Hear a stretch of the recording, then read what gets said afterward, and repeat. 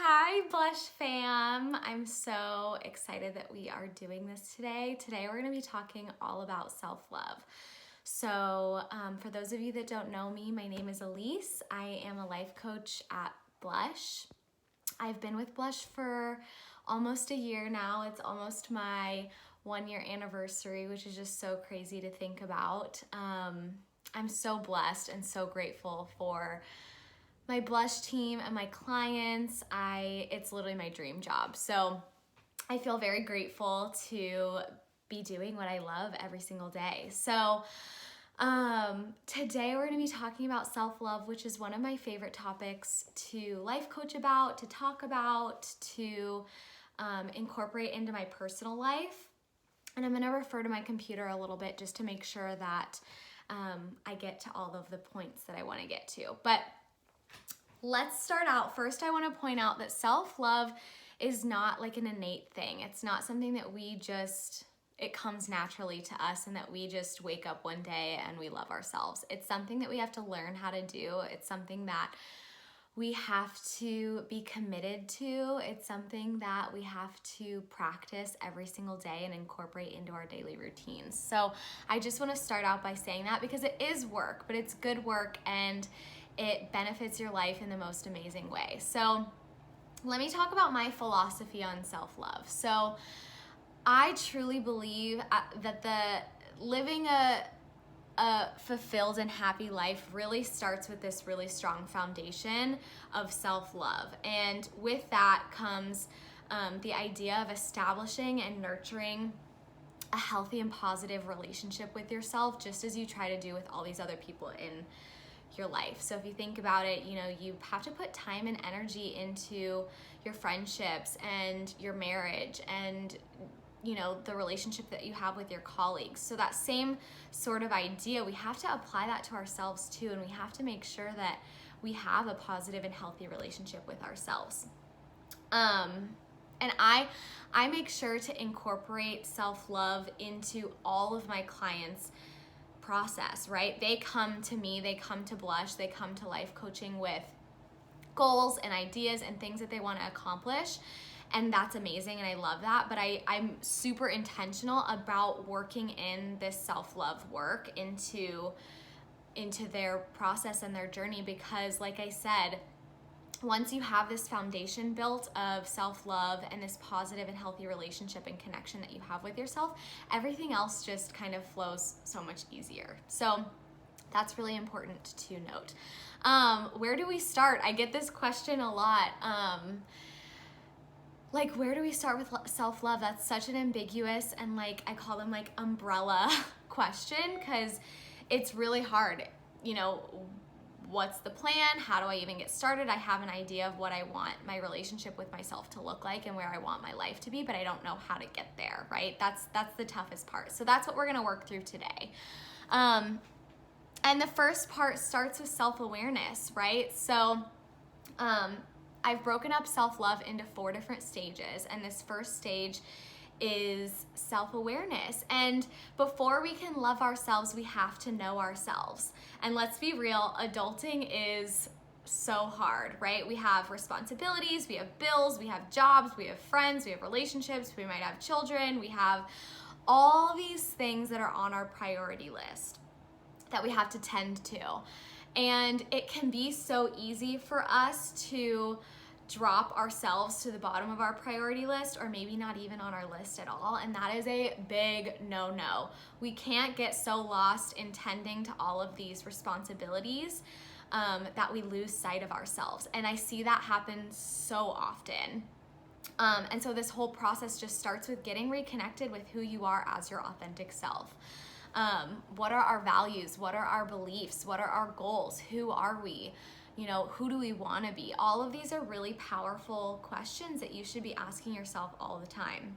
So a great way to start that process and really figure out how to get there is starting with assessments. I love assessments. They're so much fun.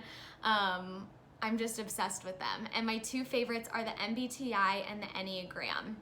I'm sure you guys have heard of the MBTI. It's super popular. It's also known as the Myers-Briggs assessment. And this one's really cool because it tells you about your personality preferences. And we actually utilize the MBTI at Blush to best match up clients and coaches based on their personality preferences. Because when you have personality preferences that overlap, say that 5 times fast.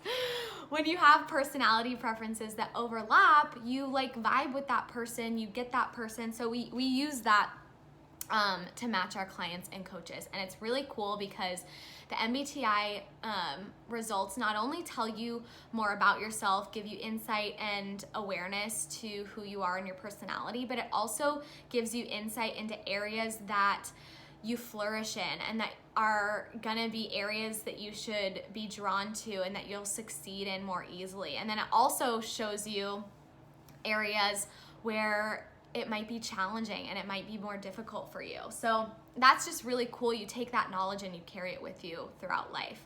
The Enneagram is another great one. I have all of my clients do this right at the beginning of working together.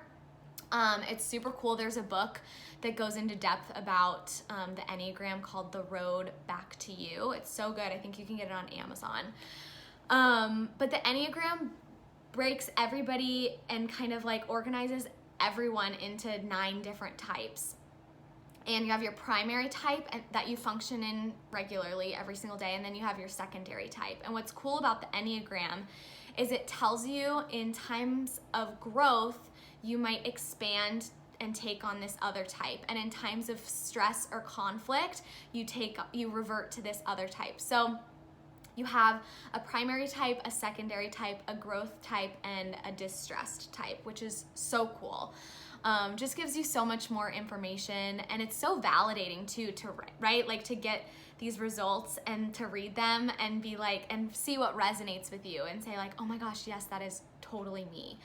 Super validating. So the next one that I love, it's a great activity. It's called the value card sort. I use this activity with a lot of my clients. It basically gives a list of values and a description for what the value means. And it has you categorize them as far as most important to me, kind of important to me, and not at all important to me. And you kind of go through that process and pick out your values. And then I have everyone reflect on those values and see like, how did you adopt that value?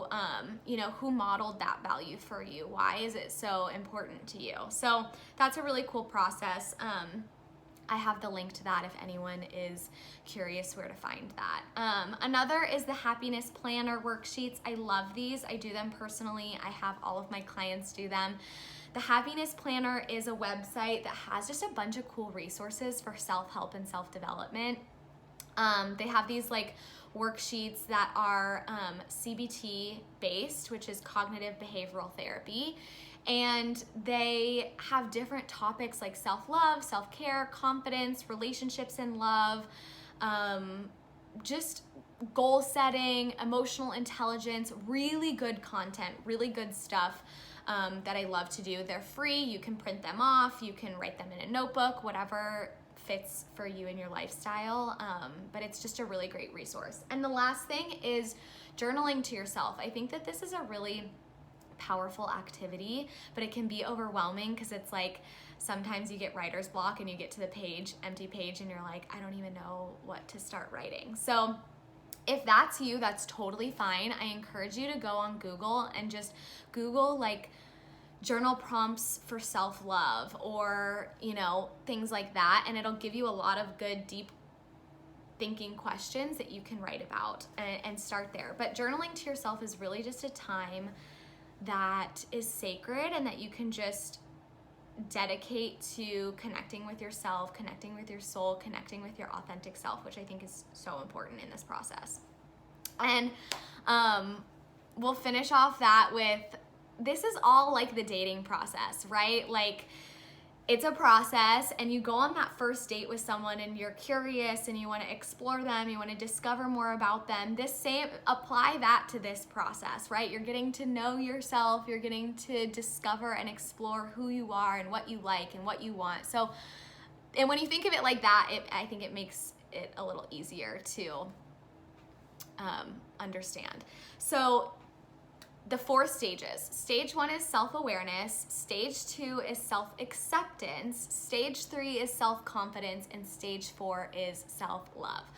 So in the process of self-awareness, obviously you're getting to know yourself a little bit better. I want you to identify your strengths and be proud of them, utilize them, point out the areas of your life that you feel confident in, and really celebrate those.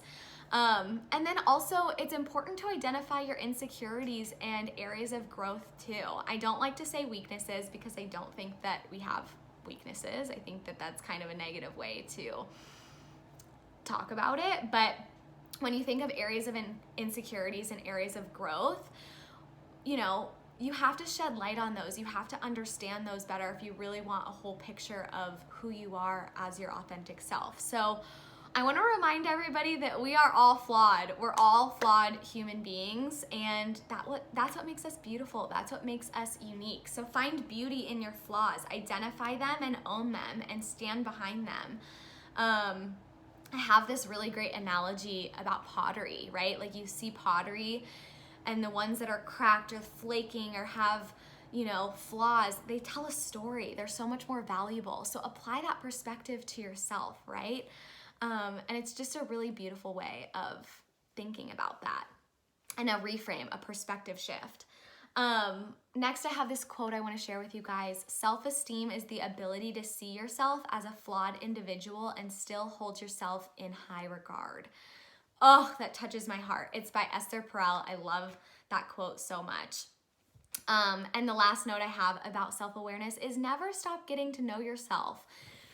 It's a never-ending process. We're always growing. We're always having new interactions and new opportunities, and new people come into our life, and there's always more to learn about yourself. So never stop committing to that.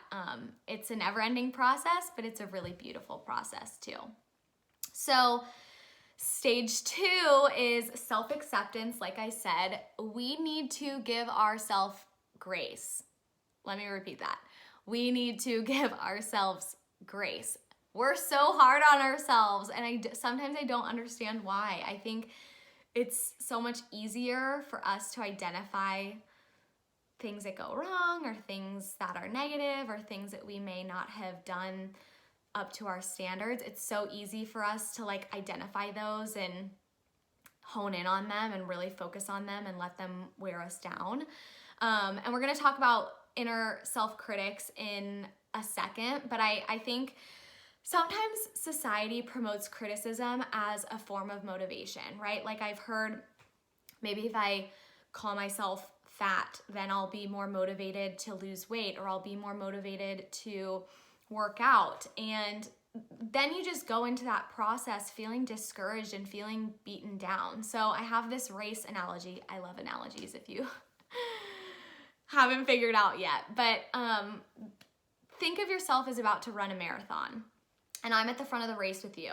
We have 2 options, option A and option B. Option A, I'm at the front with you. I'm telling you, your shoes are untied. You're probably gonna be too tired to do this. You're not prepared. You've never done this before, so it's probably gonna be really hard. You're probably gonna get thirsty, and your time is gonna be really bad, probably.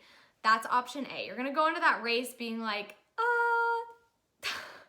feeling beaten down. You're gonna feel just worn out and not motivated, right? Versus option B, I'm at the front. I'm telling you, you can do this. You got this, you're prepared, you had a breakfast before this, it's gonna give you energy, you know, you're committed, this is gonna be such a great accomplishment that you're gonna, you know, feel so proud of yourself for. Which one would you pick? 100% option B. So think of that in the way that we speak to ourselves. Moving on to stage number 3 is self-confidence. I speak to confidence. Confidence equals congruence, right? Figure out who you are as your authentic self and show up as her in every area of your life. I can think back to a time in my life where I adapted who I was, and I just adapted myself to the situation that I was in and the people that I was around. So, you know, with my family, I would adapt. With school, I would adapt. At work, I would adapt. With my friends, I would adapt. And I, you know, would mold who I was to be more appealing to the group that I was in. And I think when we do that, we're sending ourselves this unconscious message that who we are in raw, authentic form and at our core is not good enough. And therefore we need to adapt to please other people. And that's just not a good message that we want to be sending ourselves. So figure out who you are as your authentic self and challenge yourself to show up as her in every area of your life. That's so, so, so important. And remind yourself that not everybody is gonna love you and embrace you and understand you.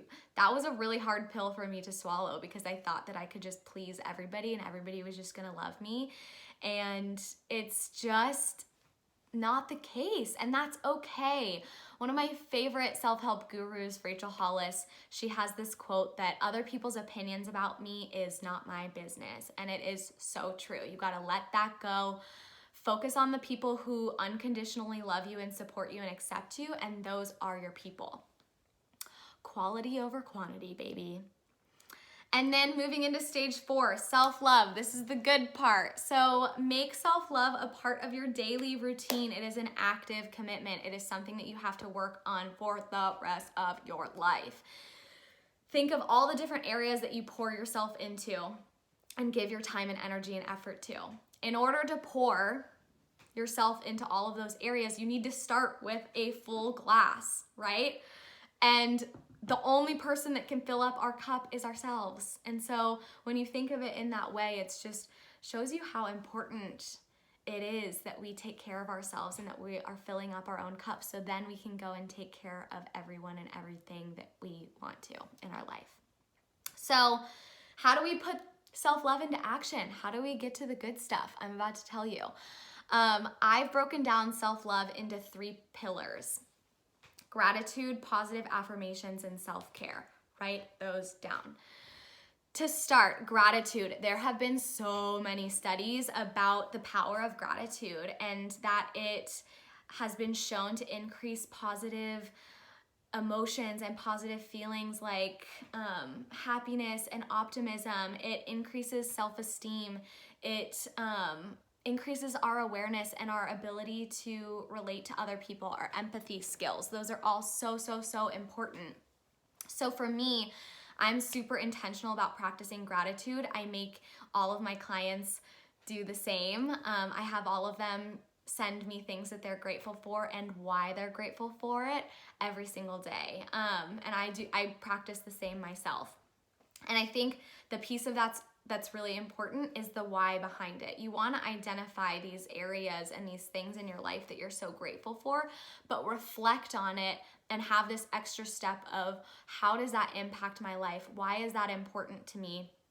And think of it in that way. And I think it's just such a powerful activity and routine to incorporate into your day. Next, positive self-talk and affirmations. So I encourage everybody to start out by just figuring out what your self-talk is like. Check in with yourself, monitor it, and see what it's like, because a lot of the times it goes unnoticed if we're not in tune with it. So carry around a notepad or a notebook and just write down all of the negatives or all of the self-talk that you have and identify whether it falls under positive or negative.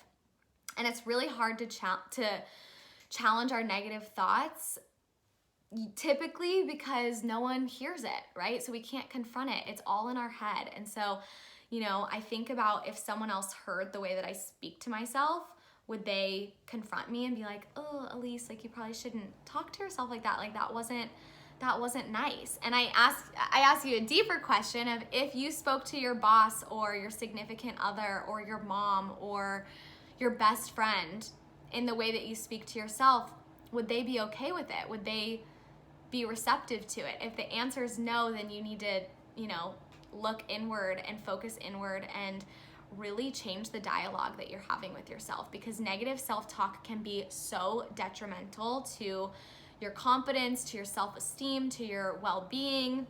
I think there was this study that I read a long time ago that said for every one negative thing that you say about yourself, you need at least 20 something positive things to just neutralize that one negative. So that shows you how detrimental negative self-talk can really be.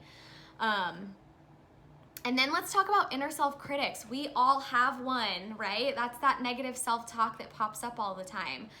A fun way to kind of challenge that is to give your inner self-critic a name.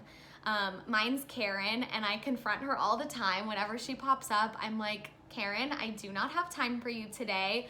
I'm not gonna speak to, you can't speak to me like this anymore. Step aside, move on. I'm not here for it. And that can just be a fun way of externalizing it. And then check yourself when you say something negative. So when Karen speaks up, you can say, I don't deserve that, and replace it with a positive affirmation. And positive affirmations can really be whatever you want them to be. I think for me, I focus on positive affirmations as things that I want to manifest in my life, and also strengths that I have. So I'll say, every morning, like, I'm gonna have a good day, I'm happy, I'm healthy, I'm blessed, I'm grateful, I'm kind. Just speak kind words and affirmations to yourself. And, our thoughts and our words have power. Think of it like karma. When we do something bad, if you believe in karma, when we do something bad or mean or negative, the whole idea of karma is that it comes back and bites you in the butt later. The energy and the words and thoughts that we put out into the world, they come back to us. So if we're only speaking negative things about ourselves, we're only gonna be believing negative things about ourselves. So think of it like a cycle like that. Ask yourself, you can start figuring out what your affirmations should be by asking yourself, what do I already love about myself? How do I show myself that I love myself? Ask yourself those questions. And then the last, self-care. This is my favorite. I love self-care so much. I'm literally the self-care queen. It's so freaking important. Self-care, as a definition, is anything that you do to take care of yourself that brings you joy and peace and is energizing and kind of like allows you that time to reconnect and regroup and have some quiet time with yourself. I break self-care down into 3 categories: body, mind, and soul. I think initially, people think of self-care and they think like, oh, working out, eating healthy, taking vitamins. Those are all fall within the body category. I think that it's so easy for us to identify things that we can do for our body, but we also need to be taking the time to focus on our mind and soul. And I think it's important to note too, like what my self-care routine and items that I do for self-care that I hold so true to my heart might be totally not in your realm. Everybody's different. Everybody has different things that qualify as self-care. So that's just important to note. For me, I love quiet time. I love being in nature. I love listening to music in the morning, listening to the birds chirp, taking a bath, doing an at-home facial, going to have a spa day, buying myself flowers. These are all things that I think of and I'm like, oh, that sounds so nice. So think of what your lists would be. And I encourage you to make an actual list and break it down, mind, body, soul, and every morning just pick something off of that list and commit to doing it. That way it doesn't have to be another task on your to-do list of something that you need to think about and worry about. It can just be a thought list like, okay, that's the one I'm gonna do. And then I wanna remind everyone that there's only one you, and that is your superpower. Own it, be yourself, because you're amazing. I'm gonna dive into some questions too. The best ways to stop comparing yourself to others and being happy and content with what you have. So comparison is so hard, and I think that social media only makes it more difficult because you're constantly scrolling on people's, like the best moments of people's lives, their vacations, they're buying a new house, buying a new car, getting married, all of these, the most beautiful pictures. People show their best selves on Instagram, and that's not actually like an accurate depiction of reality, right? I think comparison is definitely a lose-lose situation. You either compare yourself to someone and leave feeling less than and beat yourself up about, oh, I wish that was me, I wish I had this, feeling less than and not worthy and inadequate. Or you compare and you feel better than someone and you feel like, oh, thank God that's not me. And that's not productive either, right? So it's a lose-lose situation. So just be conscious of that. And I would say how to stop comparing yourself. It's just a process. Start the process of self-love and try to remind yourself that everybody has their struggles and their hardships, regardless of how willing they are to be vulnerable and share about it, right? And follow people fill your feed with positive influences. Follow people that empower you and encourage you to show up as your authentic self, which that kind of goes into this next question of sustainability for self-love in the age of social media. There used to be a time where I only followed people that created this unrealistic standard of beauty that I thought I needed to try to work towards. And that's just not reality. So I encourage everybody, after you watch this, go through your followers, and for every person that you follow that makes you feel less than or inadequate or question yourself in any way, unfollow them and fill your feed with people who promote body positivity and showing up as your authentic self and being vulnerable and being raw and being authentic, because that is so beautiful and people really appreciate that. Be yourself. How do you start self-love, especially when it feels like society romanticizes criticism? We talked a little bit about how society uses criticism as a motivating factor, and I just hate that. Use empowerment, use encouragement, use grace as a way to motivate yourself and push yourself forward. And just starting the self-love process, you just start to get to know yourself, right? Do those assessments, do those activities, set some time every week to just give yourself an hour to learn more about yourself. And I think that that's a really great way to start the process. And do those 3 pillars of self-love: gratitude, affirmations, and self-care. How to stop relying on others for my happiness. This is such a good question, and I relate to this on such a personal level because there was a time in my life where I was codependent and I relied on everybody else in my life to make me happy, and it's just such a risky way to live.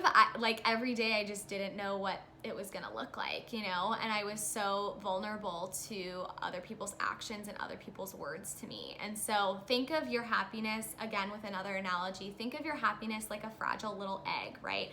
And you're giving your egg out to all these different people to take care of it and hope that it doesn't crack and hope that, they prioritize it in their day, and that's just really risky. No one's gonna take care of your fragile little egg better than yourself. So think of it in that way. How do I stop having negative self-talk? Again, like I said, just monitor your self-talk. We can't change something if we're not aware of it. So write down all of your self-talk, break it into positive and negative. Most likely your negative list will be longer than your positive list. I just find that to be true with myself in the past and with a lot of clients that I work with. And then confront it. Tell Karen you do not have time for her today.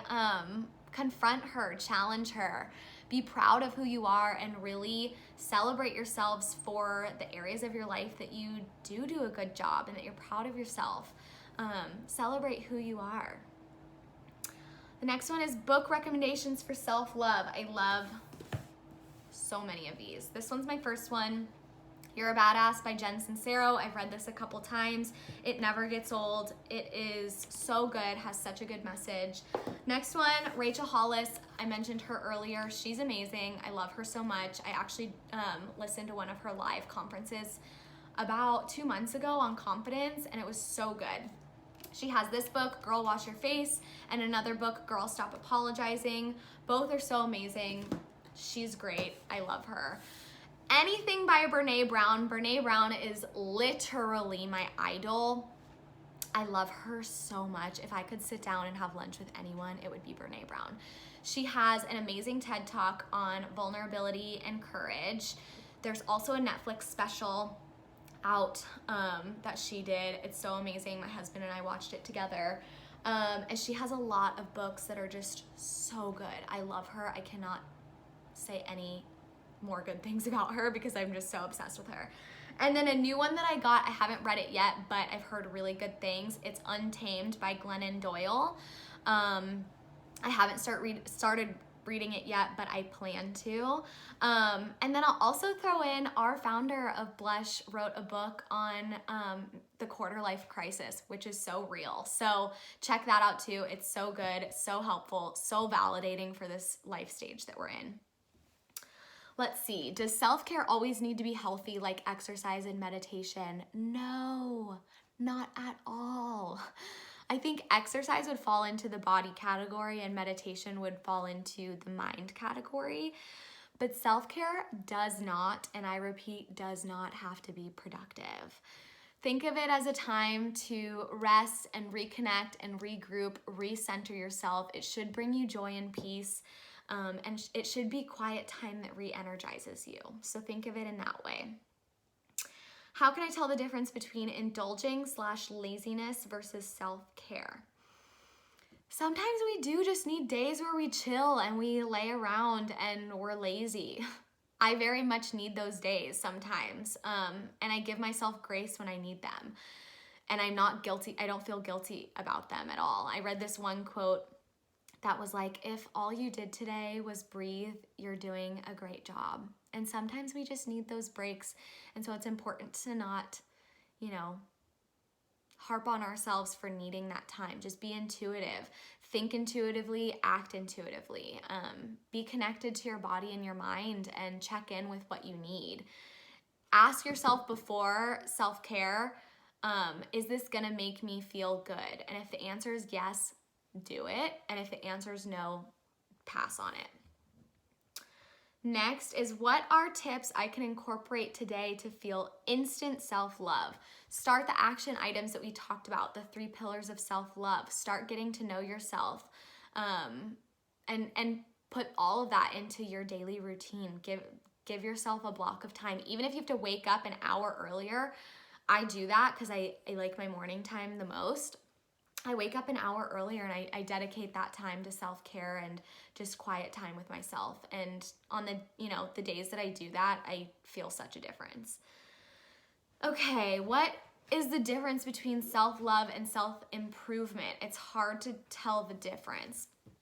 This is a tough question because I feel like there's definitely some overlap between the two. Because in my opinion, practicing self-love is a form of self-improvement, right? But I think a distinction is that with most self-improvement, there's like an agenda or there's a goal to follow. And self-love is just having that healthy and positive relationship with yourself and taking care of yourself. And there doesn't have to be an agenda or a goal behind it. It just makes you feel good. And it's a way of caring for yourself. Last question, how are you able to keep self-love activated when you disappoint yourself? I think that my answer to this would be all about giving yourself grace and forgiving yourself and managing that inner self-critic. Challenge your perfectionistic tendencies. We all have them. There's gonna be times where we make mistakes. There's gonna be times where we don't meet our expectations, but we have the choice to think of those as a mistake and as a detriment to our life, or we can have the choice to make the choice to think of it as an area to learn. And if we're learning, we're growing. If we're growing, we're evolving and we're becoming better people, and that's beautiful, right? So make that distinction. Have the ability to reframe more into a positive perspective versus a negative one. And yeah, I think when you truly love yourself, you're just more gentle with yourself, which is just so important. I think it's really, really important to give ourselves grace. And I think, with practicing self-love and really making it an integrative part of your life, it kind of builds this armor and this resiliency so that when we do go into the battle of life and that when we do face hardships and struggles and tough things that we have to work through, we have this foundation and this armor and this resiliency of self-love that is, a protective measure in those times of our lives. So, and always, always, always come back to those 3 pillars of self-love when you feel like you get off track. So that's my little spiel about self-love. Again, it's my favorite topic. It's so important. I hope that you guys got something from this time and, you know, start integrating some of these things into your life, and I promise that you will see a difference. And again, I'm gonna do a little surprise here. So I'm gonna offer free consultations for anyone who is curious or interested in maybe starting life coaching and you want to potentially work with me. I'm gonna offer free 20-minute consultations so we can chat, we can get in front of each other, and we can talk about your goals and you know, see if we wanna work together, which is gonna be really cool. So if you're interested in that, message us for the link. I'll send you the link. Our Instagram handle is @joinblush.